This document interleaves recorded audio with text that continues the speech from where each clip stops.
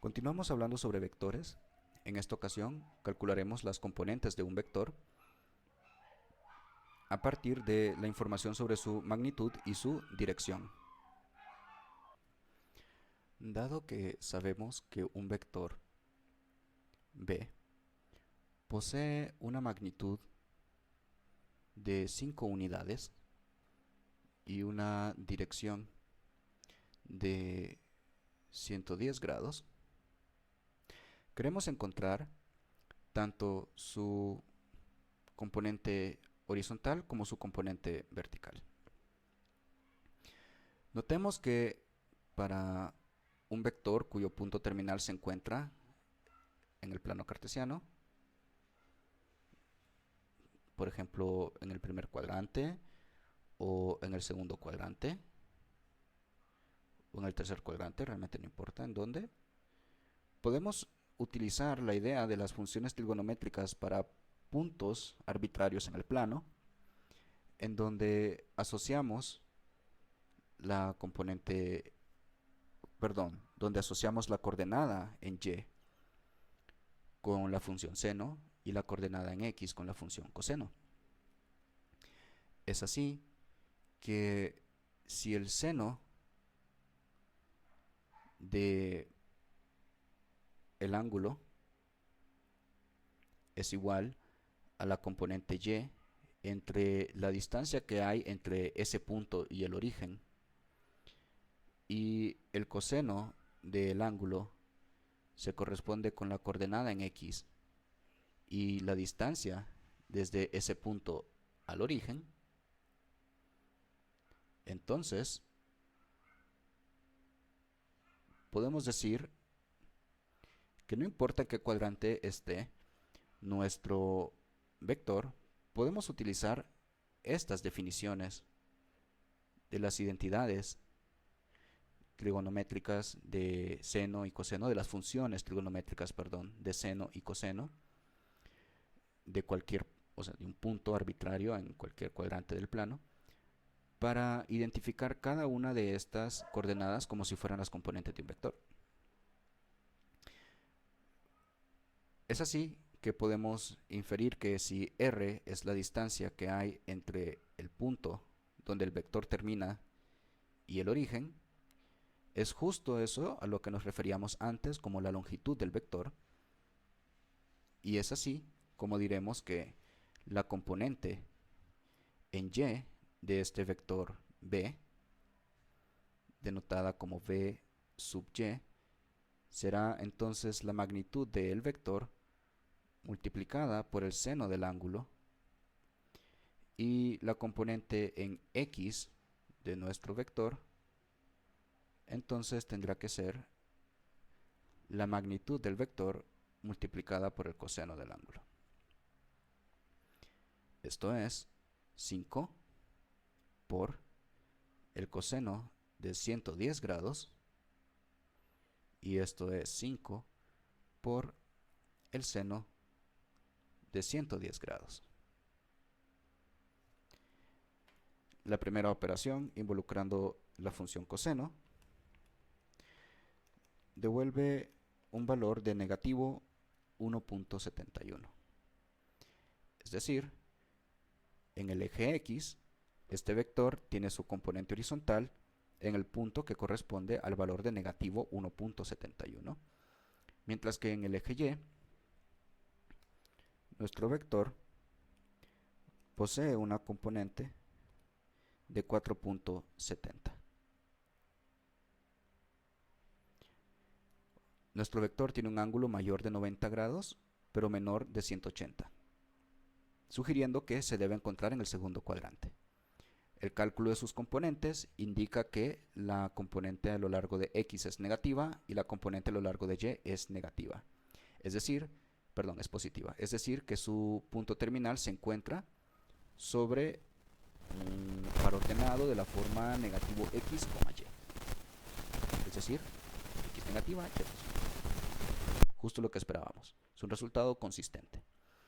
Podemos verificar si estas son realmente las componentes de nuestro vector calculando nuevamente su magnitud, aunque ya estaba dada, tan solo lo hacemos para verificar,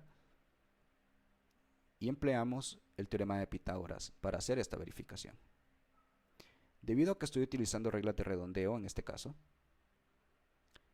debemos de ser conscientes que esta operación nos va a dar un resultado aproximado, y dentro de las reglas de redondeo y las reglas de cifras significativas que estamos empleando en nuestro problema, es que veremos si nuestro cálculo, nuestra verificación es precisa o no. En este caso, yo obtengo una medida de 5.0014, pero notando que estamos trabajando con 3 cifras significativas en nuestras respuestas acá arriba, entonces deberé dejar esto a 3 cifras significativas, y diremos que al menos dentro de ese margen estamos utilizando las componentes adecuadas para la medida de este vector.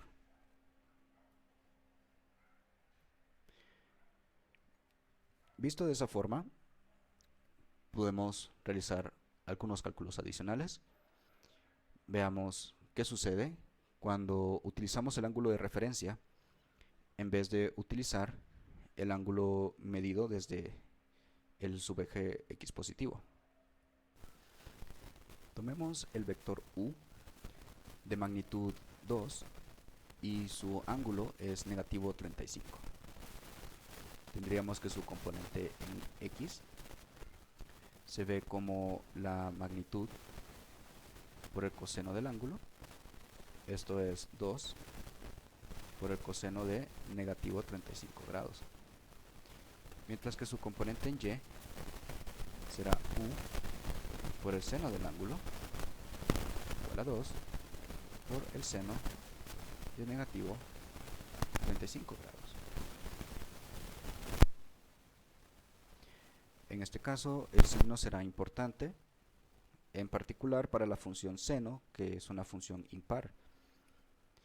Y debemos de asegurarnos que al momento de escribir esta operación en nuestra calculadora, incluimos el valor del ángulo con todo y signo. Este resultado devuelve 1.64, mientras que el segundo resultado es de negativo 1.15, indicándonos de que encontraremos nuestro vector en el cuarto cuadrante, donde x es positiva y y es negativa, y este ángulo de negativo 35 grados es visto desde el eje sub x positivo en el sentido horario hacia el eje y negativo.